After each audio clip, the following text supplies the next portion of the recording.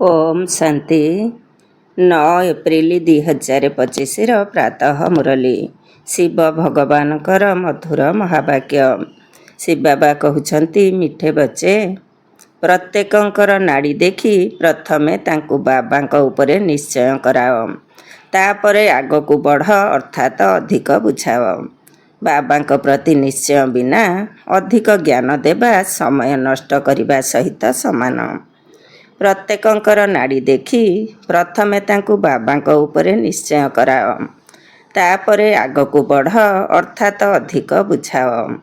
बाबांक प्रति निश्चय बिना अधिक ज्ञान देवा समय नष्ट करने सहित समान।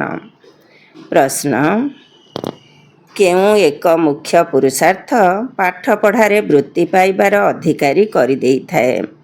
केउं एक मुख्य पुरुषार्थ पाठ पढ़ारे वृत्ति पाइबार अधिकारी करि देइथाए? उत्तर, अंतर्मुखी हेबार पुरुषार्थ। तुमको बहुत अंतर्मुखी होई रहिबाकु पड़िबो। बाबा तो कल्याणकारी अटंती, तुम मानकर कल्याण पाई ही राय देउछंती। जेउ माने अंतर्मुखी जोगी संतान अटंती, से माने केबे हेले देह अभिमान रे आसी रुषि नथांती कि लड़ाई करि नथांती। सेमानकर चालीचलन बहुत राजकीय एवं उच्चकोटीर होइथाए। सेमाने बहुत कम कथबार्ता करिथांती। यज्ञ सेवारे सेमानकर बहुत आग्रह रहिथाए। सेमाने अधिक ज्ञान चर्चा करती नहीं, जोगयुक्त होई सेवा करिथांती। ओम शांति।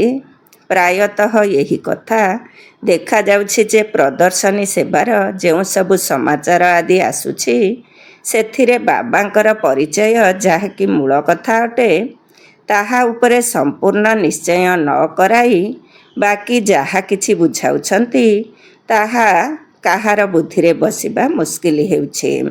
जदिओ भल भल बोली कहउछंती, किंतु बाबांकर परिचय पाई नाहंती। प्रथमे तो बाबांक परिचय दियो। बाबांकर महावाक्य हेउछि, मोते मने पकाओ, मु ही पतित पावन अटे। मोते मने पकाइले तुमे पतितरु पवित्र होइजिबो।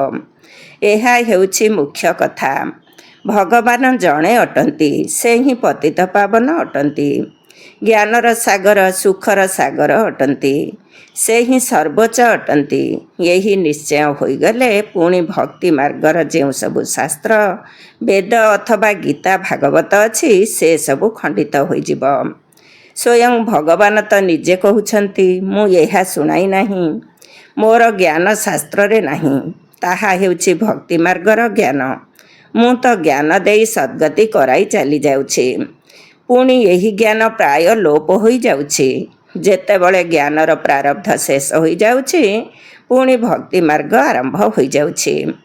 जेतेबेले बाबांक प्रति निश्चय आसीजिब, तेबे बुझिबे भगवान उवाच, एहा भक्ति मार्गर शास्त्र अटे। ज्ञान एवं भक्ति अधा अधा चलुछि। भगवान जेतेबेले आसुछंती, सेतेबेले निजर परिचय देउछंती। मु कहूछि 5000 वर्षर गोटिए कल्प अटे। मु तो ब्रह्मा मुख द्वारा बुझाउछि। तेबे प्रथम एवं मुख्य कथा को बुद्धि रे धारण कराइबाकु हेब जे भगवान किए। यही कथा जे पर्यंत बुद्धि रे न रहिछि, से पर्यंत जहा किछि बुझाइले किछि मध्य प्रभाव पड़िब नाही। सबु मेहनत ही यही कथा उपरे रहिछि। बाबा आसुछंती ही कबररु जाग्रत कराइबा पाई। तेबे शास्त्र आदि पढ़िबा द्वारा तो केही भी जाग्रत हेबे नाही। परमात्मा ज्योति स्वरूप अटंती, तेणु तांकर संतान आत्मा माने मध्य ज्योति स्वरूप अटंती। किंतु तुम पिला मानकर आत्मा पतित होई जाइछि, जेउ कारणरु ज्योति लिभि जाइछि। आत्मा तमह प्रधान होई जाइछि।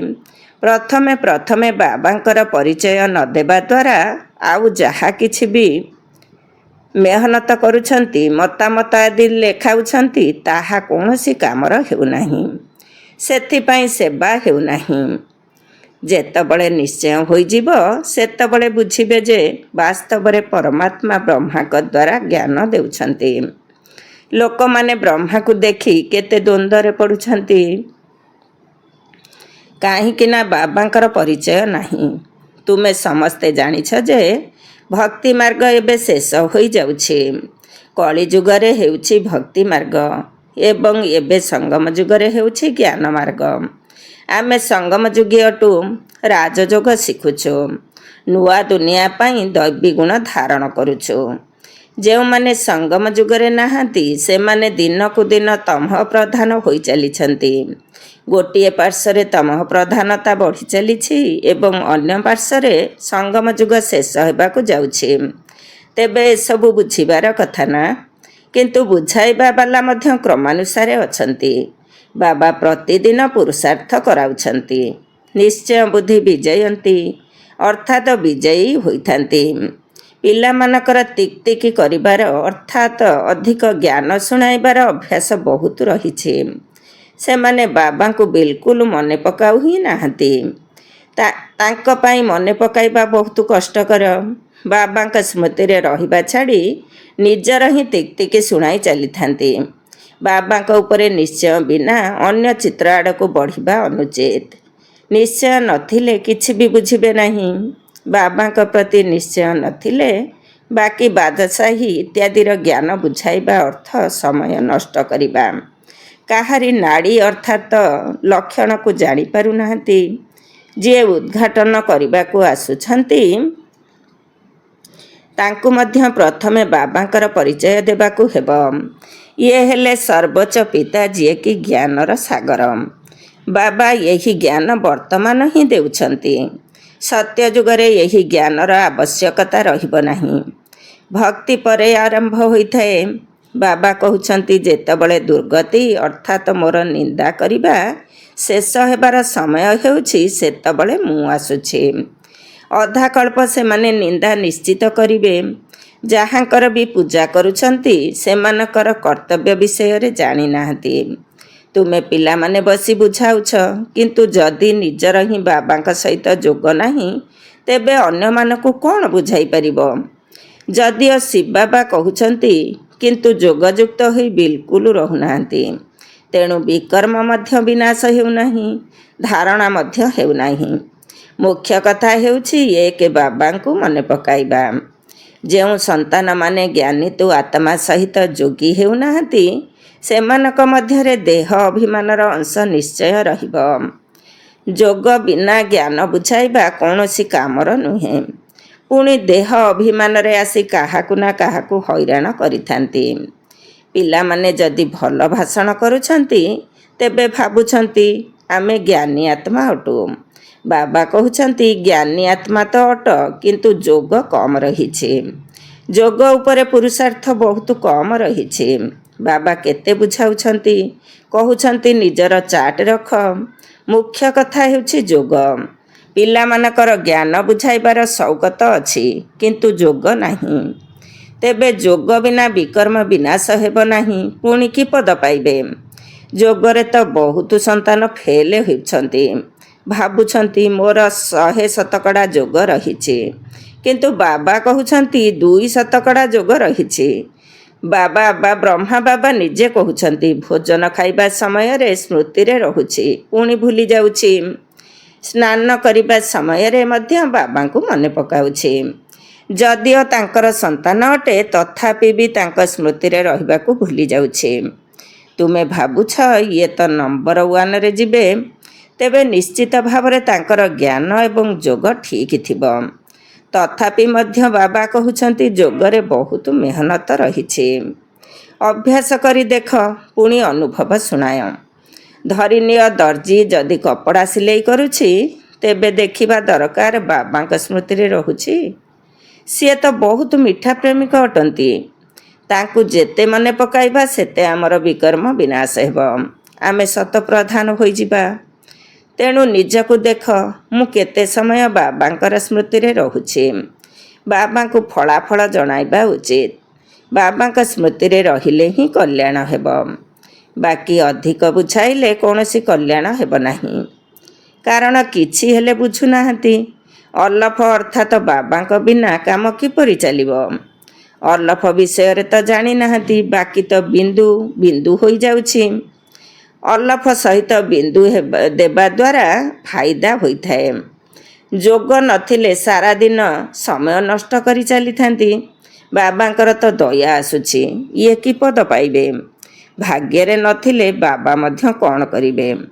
ବାବା ତ ବାରମ୍ବାର ବୁଝାଉଛନ୍ତି, ଦୈବୀ ଗୁଣ ଧାରଣ କର, ବାବାଙ୍କର ସ୍ମୃତିରେ ରୁହ। ତାଙ୍କୁ ମନେ ପକାଇବା ବହୁତ ଜରୁରୀ। ଯଦି ଯୋଗ ପ୍ରତି ସ୍ନେହ ଥିବ ତେବେ ଯାଇ ଶ୍ରୀମତରେ ଚାଲିପାରିବ। ପ୍ରଜା ତ ଢେର ହେବେ। ତୁମେ ଏଠାକୁ ଆସିଛ ଏହିପରି ଲକ୍ଷ୍ମୀ ନାରାୟଣ ହେବା ପାଇଁ।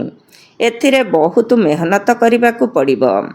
ଯଦିଓ ସ୍ୱର୍ଗକୁ ଯିବ, କିନ୍ତୁ ଦଣ୍ଡ ଭୋଗ କରି ପଛରେ ଯାଇ କମ୍ ପଦ ପ୍ରାପ୍ତ କରିବ। ବାବା ତ ସବୁ ପିଲାମାନଙ୍କୁ ଜାଣିଛନ୍ତି ନା।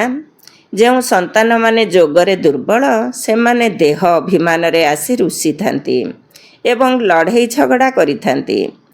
ଯେଉଁମାନେ ପକ୍କା ଯୋଗୀ, ସେମାନଙ୍କର ଚଳଣି ବହୁତ ରାଜକୀୟ ଏବଂ ଉଚ୍ଚକୋଟୀର ହେବ। ସେମାନେ ବହୁତ କମ୍ କଥା କହିବେ। ଯଜ୍ଞ ସେବାରେ ମଧ୍ୟ ରୁଚି ବା ଆଗ୍ରହ ରଖିବେ। ଯଜ୍ଞ ସେବାରେ ନିଜର ହାଡ଼ ମଧ୍ୟ ସ୍ୱାହା ହୋଇଯାଉ, ଏପରି ମଧ୍ୟ କେତେଜଣ ଅଛନ୍ତି। କିନ୍ତୁ ବାବା କହୁଛନ୍ତି, ଅଧିକରୁ ଅଧିକ ଯୋଗଯୁକ୍ତ ହୋଇ ରୁହ। ତେବେ ବାବାଙ୍କ ସହିତ ସ୍ନେହ ରହିବ ଏବଂ ଖୁସିରେ ମଧ୍ୟ ରହିବ। ବାବା କହୁଛନ୍ତି, ମୁଁ ଭାରତ ଖଣ୍ଡରେ ହିଁ ଆସୁଛି, ଭାରତକୁ ହିଁ ଆସି ଶ୍ରେଷ୍ଠ କରୁଛି। ସତ୍ୟ ଯୁଗରେ ତୁମେ ବିଶ୍ୱର ମାଲିକ ଥିଲ, ସଦ୍ଗତିରେ ଥିଲ, ପୁଣି ତୁମର ଦୁର୍ଗତି କିଏ କରିଲା? ରାବଣ ରାଜ୍ୟ କେବେ ଆରମ୍ଭ ହେଲା? ଦ୍ୱାପରରୁ। ଗୋଟିଏ ସେକେଣ୍ଡରେ ଅଧା କଳ୍ପ ପାଇଁ ସଦ୍ଗତି ପାଉଛ। 21 ଜନ୍ମ ପାଇଁ ବର୍ଷା ନେଇ ନେଉଛ। ତେଣୁ ଯେତେବେଳେ ବି କେହି ଭଲ ଲୋକ ଆସୁଛନ୍ତି, ତେବେ ପ୍ରଥମେ ତାଙ୍କୁ ବାବାଙ୍କର ପରିଚୟ ଦିଅ। ବାବା କହୁଛନ୍ତି, ପିଲାମାନେ, ଏହି ଜ୍ଞାନ ଦ୍ୱାରା ହିଁ ତୁମର ସଦ୍ଗତି ହେବ। ତୁମେମାନେ ଜାଣିଛ, ଏହି ଡ୍ରାମା ସେକେଣ୍ଡ ବାଇ ସେକେଣ୍ଡ ଅତିକ୍ରମ ହୋଇ ଚାଲୁଛି। ଏହି କଥା ବୁଦ୍ଧିରେ ମନେ ରହିଲେ ମଧ୍ୟ ତୁମେ ଭଲ ଭାବରେ ସ୍ଥିର ହୋଇ ରହିପାରିବ। ଏଠାରେ ବସିଥିଲେ ମଧ୍ୟ ବୁଦ୍ଧିରେ ରହୁ ଯେ ଏହି ସୃଷ୍ଟି ଚକ୍ର ଉଙ୍କୁଣି ସଦୃଶ କିପରି ଧୀରେ ଧୀରେ ଘୂରି ଚାଲିଛି। ସେକେଣ୍ଡ ଟିକ୍ ଟିକ୍ ହୋଇ ଚାଲିଛି।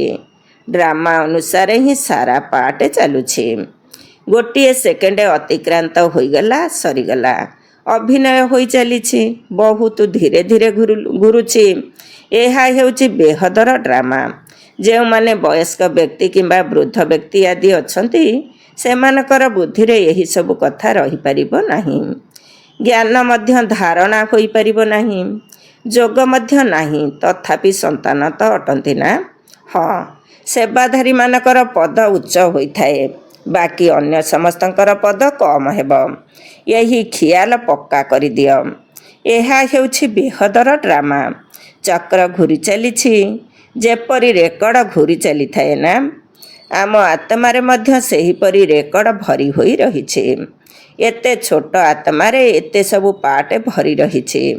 ଏହାକୁ ହିଁ କୁଦରତ ଅର୍ଥାତ୍ ପ୍ରକୃତି ବୋଲି କୁହାଯାଉଛି। କିଛି ହେଲେ ବି ଦେଖାଯାଉ ନାହିଁ। ଏହା ବୁଦ୍ଧିର କଥା ଅଟେ। ମୋଟା ବୁଦ୍ଧିବାଲା ଏକଥା ବୁଝିପାରିବେ ନାହିଁ। ଏଥିରେ ଆମେ ଯାହା କିଛି କହିଚାଲିଛୁ, ସମୟ ଅତିକ୍ରାନ୍ତ ହୋଇଯାଉଛି, ତାହାର ପୁଣି 5000 ବର୍ଷ ପରେ ପୁନରାବୃତ୍ତି ହେବ। ଏପରି ବୁଦ୍ଧି କାହା ପାଖରେ ନାହିଁ। ଯେଉଁମାନେ ମହାରଥୀ ହୋଇଥିବେ, ସେମାନେ ଘଡ଼ିକୁ ଘଡ଼ି ଏହି କଥା ଉପରେ ଧ୍ୟାନ ଦେଇ ବୁଝାଇ ଚାଲିବେ। ସେଥିପାଇଁ ବାବା କହୁଛନ୍ତି, ପ୍ରଥମେ ଏହି କଥାକୁ ଗଣ୍ଠି ପକାଅ, ଅର୍ଥାତ୍ ଦୃଢ଼ ସଂକଳ୍ପ କରିନିଅ ଯେ ମୁଁ ବାବାଙ୍କୁ ମନେ ପକାଇବି। ବାବା କହୁଛନ୍ତି, ମୋତେ ମନେ ପକାଅ। ଆତ୍ମାକୁ ଏବେ ଘରକୁ ଯିବାକୁ ହେବ। ତେଣୁ ଦେହର ସବୁ ସମ୍ବନ୍ଧକୁ ଛାଡ଼ି ଦେବାକୁ ପଡ଼ିବ। ଯେତେ ଦୂର ସମ୍ଭବ ବାବାଙ୍କୁ ମନେ ପକାଇ ଚାଲ। ଏହି ପୁରୁଷାର୍ଥ ଗୁପ୍ତ ଅଟେ। ବାବା ରାୟ ଦେଉଛନ୍ତି, ସମସ୍ତଙ୍କୁ ବାବାଙ୍କର ହିଁ ପରିଚୟ ଦିଅ। କମ୍ ଯୋଗ କରୁଥିବାରୁ ପରିଚୟ ମଧ୍ୟ କମ୍ ଦେଉଛନ୍ତି। ପ୍ରଥମେ ତ ବାବାଙ୍କର ପରିଚୟ ବୁଦ୍ଧିରେ ରହିବା ଉଚିତ। କୁହ, ଏବେ ଲେଖ, ବାସ୍ତବରେ ସେ ଆମର ପିତା ଅଟନ୍ତି। ତେଣୁ ଦେହ ସହିତ ସବୁକିଛି ଛାଡ଼ି ଏକମାତ୍ର ବାବାଙ୍କୁ ହିଁ ମନେ ପକାଇବାକୁ ହେବ। ଯୋଗ ବଳ ଦ୍ୱାରା ହିଁ ତୁମେ ତମଃ ପ୍ରଧାନରୁ ସତ ପ୍ରଧାନ ହେବ। ମୁକ୍ତିଧାମ, ଜୀବନ ମୁକ୍ତି ଧାମରେ ତ ଦୁଃଖ କଷ୍ଟ କିଛି ବି ହୋଇନଥାଏ। ବାବା ଦିନକୁ ଦିନ ବହୁତ ଭଲ ଭଲ କଥା ବୁଝାଉଛନ୍ତି। ପରସ୍ପର ସହିତ ମଧ୍ୟ ଏହିସବୁ କଥାବାର୍ତ୍ତା ହୁଅ। ଯୋଗ୍ୟ ମଧ୍ୟ ହେବା ଦରକାର ନା। ବ୍ରାହ୍ମଣ ହୋଇ ଯଦି ବାବାଙ୍କର ରୁହାନୀ ସେବା ନ କରିବ ତେବେ ତୁମେ କେଉଁ କାମର? ପାଠପଢ଼ାକୁ ତ ଭଲ ଭାବରେ ଧାରଣ କରିବା ଦରକାର ନା। ବାବା ଜାଣିଛନ୍ତି ବହୁତ ଅଛନ୍ତି ଯେଉଁମାନଙ୍କର ଗୋଟିଏ ଅକ୍ଷର ମଧ୍ୟ ଧାରଣ ହେଉନାହିଁ, ଯଥାର୍ଥ ରୀତିରେ ବାବାଙ୍କୁ ସ୍ମରଣ କରୁନାହାନ୍ତି। ତେବେ ରାଜାରାଣୀ ପଦ ପାଇବା ପାଇଁ ମେହନତ କରିବାକୁ ହେବ। ଯିଏ ମେହନତ କରିବେ ସିଏ ଉଚ୍ଚ ପଦ ପାଇବେ। ପରିଶ୍ରମ କଲେ ଯାଇ ରାଜପଦ ପ୍ରାପ୍ତ କରିପାରିବେ। ପ୍ରଥମ ନମ୍ବରରେ ରହିଲେ ହିଁ ବୃତ୍ତି ମିଳିବ। ଏହି ଲକ୍ଷ୍ମୀ ନାରାୟଣ ବୃତ୍ତି ନେଇଛନ୍ତି, ଆଉ ସମସ୍ତେ କ୍ରମାନ୍ୱୟରେ ଅଛନ୍ତି।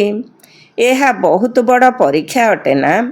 ଯେଉଁମାନେ ବୃତ୍ତି ପାଇବେ ତାଙ୍କର ହିଁ ମାଳା ତିଆରି ହୋଇଛି। 8 ରତ୍ନର ଅଛନ୍ତି ନା, 8 ଅଛନ୍ତି, ପୁଣି 100, ପୁଣି ଅଛନ୍ତି 16,000। ତେଣୁ ମାଳାରେ ଗୁନ୍ଥା ହେବା ପାଇଁ କେତେ ପୁରୁଷାର୍ଥ କରିବା ଦରକାର। ଅନ୍ତର୍ମୁଖୀ ହୋଇ ରହିବାର ପୁରୁଷାର୍ଥ କରିଲେ ବୃତ୍ତି ନେବାର ଅଧିକାରୀ ହୋଇଯିବ। ତୁମକୁ ବହୁତ ଅନ୍ତର୍ମୁଖୀ ହୋଇ ରହିବାକୁ ପଡ଼ିବ। ବାବା ତ କଲ୍ୟାଣକାରୀ ଅଟନ୍ତି, ତେଣୁ କଲ୍ୟାଣ ନିମନ୍ତେ ହିଁ ରାୟ ଦେଉଛନ୍ତି। କଲ୍ୟାଣ ତ ସାରା ଦୁନିଆର ହେବ, କିନ୍ତୁ କ୍ରମାନ୍ୱୟରେ ହେବ। ତୁମେ ଏଠାରେ ବାବାଙ୍କ ପାଖକୁ ପଢ଼ିବାକୁ ଆସିଛ। ତୁମମାନଙ୍କ ମଧ୍ୟରେ ମଧ୍ୟ ସେହି ଛାତ୍ରମାନେ ଭଲ ଯେଉଁମାନେ ପାଠପଢ଼ା ଉପରେ ଧ୍ୟାନ ଦେଇଥାନ୍ତି। କେହି କେହି ତ ବିଲକୁଲ ଧ୍ୟାନ ଦେଉନାହାନ୍ତି। ଏପରି ମଧ୍ୟ ବହୁତ ଭାବୁଛନ୍ତି ଯାହା ଭାଗ୍ୟରେ ଥିବ। ପାଠପଢ଼ାର ଲକ୍ଷ୍ୟ ହିଁ ନାହିଁ। ତେଣୁ ପିଲାମାନଙ୍କୁ ଯୋଗର ଚାଟ ରଖିବା ଦରକାର। ଆମକୁ ଏବେ ଘରକୁ ଫେରିବାକୁ ହେବ। ଜ୍ଞାନ ତ ଏହିଠାରେ ହିଁ ଛାଡ଼ି ଚାଲିଯିବା। ଜ୍ଞାନର ଅଭିନୟ ଶେଷ ହୋଇଯାଇଥାଏ। ଆତ୍ମା କେତେ ଛୋଟ, ସେଥିରେ କେତେ ପାର୍ଟ ରହିଛି। ଆଶ୍ଚର୍ଯ୍ୟ ଅଟେ ନା। ଏସବୁ ଅବିନାଶୀ ଡ୍ରାମା ଅଟେ। ଏହିପରି ତୁମେ ଅନ୍ତର୍ମୁଖୀ ହୋଇ ନିଜ ସହିତ କଥା ହୋଇ ଚାଲ। ତେବେ ତୁମକୁ ବହୁତ ଖୁସି ମିଳିବ ଯେ ବାବା ଆସି ଏପରି କଥା ଶୁଣାଉଛନ୍ତି କି ଆତ୍ମାର କେବେ ବିନାଶ ହେବ ନାହିଁ। ଡ୍ରାମାରେ ଗୋଟିଏ ଗୋଟିଏ ମନୁଷ୍ୟଙ୍କର ଗୋଟିଏ ଗୋଟିଏ ଜିନିଷର ପାର୍ଟ ନିର୍ଦ୍ଧାର୍ଯ୍ୟ ହୋଇ ରହିଛି। ଏହାକୁ ସୀମାହୀନ ମଧ୍ୟ କୁହାଯିବ ନାହିଁ। ଅନ୍ତ ବା ସୀମା ତ ପାଇଛ, କିନ୍ତୁ ଏହା ହେଉଛି ଅନାଦି। କେତେ ଜିନିଷ ରହିଛି। ଏହାକୁ କୁଦରତ ଅର୍ଥାତ୍ ପ୍ରକୃତି ବୋଲି କହିବା। ଈଶ୍ୱରଙ୍କୁ କୁଦରତ ମଧ୍ୟ କହିପାରିବ ନାହିଁ। ସେ କହୁଛନ୍ତି ମୋର ମଧ୍ୟ ଏଥିରେ ପାର୍ଟ ରହିଛି। ଆଚ୍ଛା, ମିଠା ମିଠା ଶିଖିଲଧେ ସନ୍ତାନମାନଙ୍କ ପ୍ରତି ମାତା ପିତା ବାପଦାଦାଙ୍କର ମଧୁର ସ୍ନେହ ସମ୍ପନ୍ନ ଶୁଭେଚ୍ଛା ଏବଂ ସୁପ୍ରଭାତ। ଆତ୍ମିକ ପିତାଙ୍କର ଆତ୍ମିକ ସନ୍ତାନମାନଙ୍କୁ ନମସ୍ତେ। ଆମ ଆତ୍ମିକ ସନ୍ତାନମାନଙ୍କର ଆତ୍ମିକ ମାତା ପିତା ବାପଦାଦାଙ୍କୁ ନମସ୍ତେ ନମସ୍ତେ ନମସ୍ତେ ଏବଂ ସୁପ୍ରଭାତ। ଧାରଣା ପାଇଁ ମୁଖ୍ୟ ସାର 1 ନମ୍ବର। ଯୋଗରେ ବହୁତ ମେହନତ କରିବାକୁ ହେବ। ଟ୍ରାୟାଲ ବା ଉଦ୍ୟମ କରି ଦେଖିବାକୁ ହେବ ଯେ କର୍ମ କଲାବେଳେ କେତେ ସମୟ ବାବାଙ୍କର ସ୍ମୃତି ରହୁଛି। ଯୋଗଯୁକ୍ତ ହୋଇ ରହିବାରେ ହିଁ କଲ୍ୟାଣ ରହିଛି। ମିଠା ପ୍ରେମିକଙ୍କୁ ବହୁତ ସ୍ନେହରେ ସ୍ମରଣ କରିବାକୁ ହେବ। ଯୋଗର ଚାଟ ରଖିବାକୁ ହେବ। 2 ନମ୍ବର, ସୂକ୍ଷ୍ମ ବୁଦ୍ଧି ଦ୍ୱାରା ଏହି ଡ୍ରାମାର ରହସ୍ୟକୁ ବୁଝିବାକୁ ହେବ। ଏହା ବହୁତ ବହୁତ କଲ୍ୟାଣକାରୀ ଡ୍ରାମା ଅଟେ। ଆମେ ଯାହା କିଛି କହୁଛୁ ଅଥବା କରୁଛୁ ତାହାର ପୁଣି 5,000 ବର୍ଷ ପରେ ପୁନରାବୃତ୍ତି ହେବ। ଏହାକୁ ଯଥାର୍ଥ ଭାବରେ ବୁଝି ଖୁସିରେ ରହିବାକୁ ହେବ। ବରଦାନ, ନିଜର ଶ୍ରେଷ୍ଠ ଜୀବନ ଦ୍ୱାରା ପରମାତ୍ମ ଜ୍ଞାନର ପ୍ରତ୍ୟକ୍ଷ ପ୍ରମାଣ ଦେଉଥିବା ମାୟା ପ୍ରୁଫ ଅର୍ଥାତ୍ ମାୟାଠାରୁ ମୁକ୍ତ ଭବ। ନିଜର ଶ୍ରେଷ୍ଠ ଜୀବନ ଦ୍ୱାରା ପରମାତ୍ମ ଜ୍ଞାନର ପ୍ରତ୍ୟକ୍ଷ ପ୍ରମାଣ ଦେଉଥିବା ମାୟା ପ୍ରୁଫ ଅର୍ଥାତ୍ ମାୟାଠାରୁ ମୁକ୍ତ ଭବ। ଡିଟେଲ୍ସ, ନିଜକୁ ପରମାତ୍ମା ଜ୍ଞାନର ପ୍ରତ୍ୟକ୍ଷ ପ୍ରମାଣ ବା ପ୍ରୁଫ ମନେ କରିବା ଦ୍ୱାରା ମାୟା ପ୍ରୁଫ ହୋଇଯିବ। ତେବେ ଏହାର ପ୍ରତ୍ୟକ୍ଷ ପ୍ରମାଣ ହେଲା ତୁମମାନଙ୍କର ଶ୍ରେଷ୍ଠ ପବିତ୍ର ଜୀବନ। ଏବଂ ସବୁଠାରୁ ଅସମ୍ଭବକୁ ସମ୍ଭବ କରୁଥିବା କଥା ହେଲା ପ୍ରବୃତ୍ତି ଅର୍ଥାତ୍ ଘର ଗୃହସ୍ଥରେ ରହି ଅପବିତ୍ର ଗୃହସ୍ଥୀ ଜୀବନଠାରୁ ପରେ ଅର୍ଥାତ ଉର୍ଦ୍ଧ୍ୱରେ ରହି ଦେହ ଏବଂ ଦେହର ସମ୍ବନ୍ଧ ଗୁଡ଼ିକ ଠାରୁ ପରେ ଅର୍ଥାତ ଅଲଗା ରହିବା। ପୁରୁଣା ଶରୀରର ଆଖି ଦ୍ୱାରା ପୁରୁଣା ଦୁନିଆର ବସ୍ତୁଗୁଡ଼ିକୁ ଦେଖୁଥିଲେ ମଧ୍ୟ ନ ଦେଖିବା ଅର୍ଥାତ ସମ୍ପୂର୍ଣ୍ଣ ପବିତ୍ର ଜୀବନରେ ରହିବା। ଏହା ହିଁ ହେଉଛି ପରମାତ୍ମାକୁ ପ୍ରତ୍ୟକ୍ଷ କରିବାର ବା ମାୟାପ୍ରଭୁ ହେବାର ସହଜ ବିଧି। ସ୍ଲୋଗାନ। ଯଦି ନିଜ ଉପରେ ଧ୍ୟାନ ଦେବାର ଜଗୁଆଳି ଠିକ୍ ଥିବ ତେବେ ଅତୀନ୍ଦ୍ରିୟ ସୁଖର ସମ୍ପତ୍ତି କେବେ ବି ହଜିପାରିବ ନାହିଁ। ଯଦି ନିଜ ଉପରେ ଧ୍ୟାନ ଦେବାର ଜଗୁଆଳି ଠିକ୍ ଥିବ ତେବେ ଅତୀନ୍ଦ୍ରିୟ ସୁଖର ସମ୍ପତ୍ତି କେବେ ବି ହଜିପାରିବ ନାହିଁ। ଓମ୍ ଶାନ୍ତି।